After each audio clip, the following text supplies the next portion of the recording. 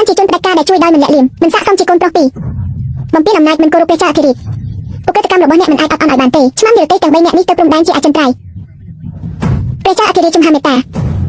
អ្នកភូមិលើកសរសើរអ្នកមានអំណាចជន់ឈ្លីចៅក្រមទុនខ្សោយឈឺអ្នកដឹងពីរបៀបដោះស្រាយវាមិនចាំបាច់ទេប្រកាសជាមិនយាមនៅទីនេះទេ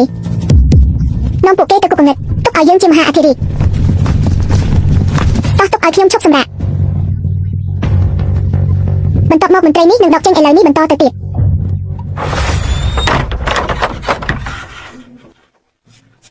តើឧត្តមសេនីយ៍របស់អ្នកមានការណែនាំបន្ថែមទេគេពេញសូមឲ្យខ្ញុំពន្យល់តើមានអ្វីដើម្បីពន្យល់ពីព្រះចៅអធិរាជចូលនិវត្តន៍ដល់ខ្ពង់ខ្ពស់ឋានៈរបស់អ្នកគឺខ្ពស់ណាស់នៅឡើយខ្លាញ់ខ្លួនជាមហាសេដ្ឋីដើម្បីបញ្ឆោតខ្ញុំកុំខ្មាស់អៀនខ្ញុំគ្មានជំរឿផ្សេងទេ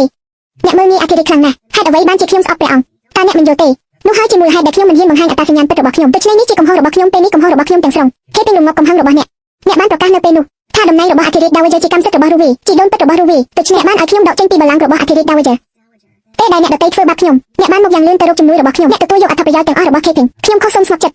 ខ្ញុំមិនមែនជាប្រពន្ធរបស់អ្នកទេបន្តស្វែងរកជីដូនពិតរបស់រួយការរក្សាអ្នកគឺជាជីដូនពិតរបស់រួយតើអ្នកនិយាយថាខ្ញុំជាជីដូនពិតប្រាកដរបស់រួយគ្រប់ពាក្យដែលខ្ញុំនិយាយគឺជាការពិតអ្នកគឺជាភរិយាដ៏ត្រឹមត្រូវរបស់ខ្ញុំតែមួយគត់នៅក្នុងរាជវង្សយ៉ងសូមជាព្រះចៅអធិរាជតាមរយៈពាក្យរបស់អ្នកព្រះចៅអធិរាជគឺជាកូនប្រុសបង្កើតរបស់ខ្ញុំប៉ុន្តែខ្ញុំមិនដែលជួបអ្នកពីមុនអ្នកបានជួបខ្ញុំរក្សាតើអ្នកមិនមានសញ្ញាកំណត់ផ្លែព្រូនពណ៌ក្រហមនៅលើឆ្អឹងរបស់អ្នកទេតើអ្នកដឹងដោយរបៀបណាថាមិនត្រឹមតែខ្ញុំដឹងរឿងនេះទេខ្ញុំក៏ដឹងដែរថា30ឆ្នាំមុនអ្នកបានសង្គ្រោះបរិមម្នាក់ហើយអ្នកគ្រប់គ្រាន់ហើយជួយខ្ញុំ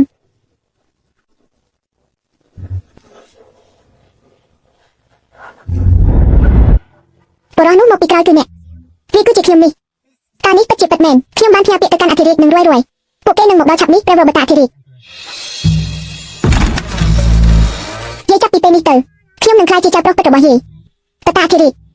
ព្រះមេដាគឺជាមេដាកំណើតរបស់ខ្ញុំបាទព្រះមេដាឆ្នាំទាំងអស់នេះកូនប្រុសនិងឪពុករបស់ខ្ញុំបានស្វែងរកអ្នកតើមានអ្វីកើតឡើងនៅទីនេះការពិតគឺខ្ញុំត្រឡប់ទៅរកអ្នកវិញ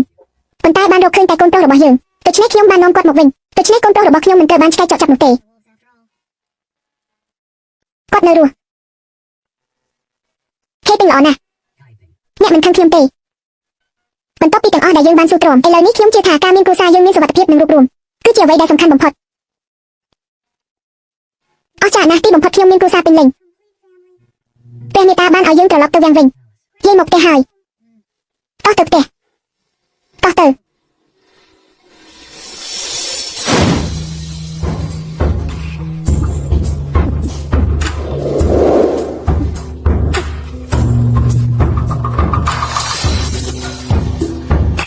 យើងជាគ្រួសារនឹងមិនបែកគ្នាទៀតទេថាមិនលែងបែកគ្នាទៀតហើយ